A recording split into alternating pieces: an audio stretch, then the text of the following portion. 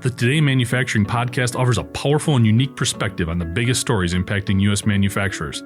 Anna Wells, David Manty, and Jeff Ranke apply their experience as editors of industry-leading brands Manufacturing.net and Industrial Equipment News in providing in-depth analysis of the latest headlines. Their insight, along with a mix of humor and human interest, makes Today in Manufacturing a go-to source.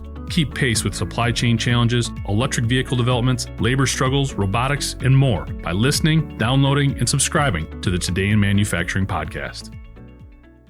A group of Republican lawmakers has accused the Chinese company behind a proposed $2 billion electric vehicle battery plant in the Midwest of using forced labor, and urged the Biden administration to blacklist it from the country altogether. Representative Darren LaHood, who represents a district spanning central and northern Illinois, said in a statement that an investigation by the House Select Committee on the Chinese Communist Party found that Goshen's supply chains and business relationships are entangled in the Xinjiang Uyghur Autonomous Region, including the sourcing of lithium, aluminum foil, and other materials from companies or state-affiliated operators with known or suspected links to forced labor. A federal law passed in 2021 bans products made with forced labor in the Xinjiang region, where the U.S. government has characterized the ongoing persecution of the Uyghur Muslim ethnic group as a genocide. In a letter to U.S. Homeland Security officials, LaHood and the other lawmakers called for adding the company to the list of those engaging in forced labor in Xinjiang and prohibiting its products from entering the country. Goshen and Illinois officials last year announced plans for a lithium-ion battery plant south of Chicago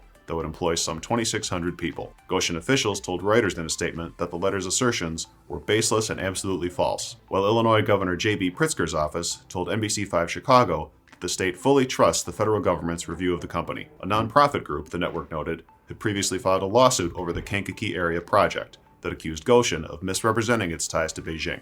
The allegations follow a report from a Senate investigation that found ties to Xinjiang forced labor in the supply chains of car makers Volkswagen, BMW, and Jaguar Land Rover.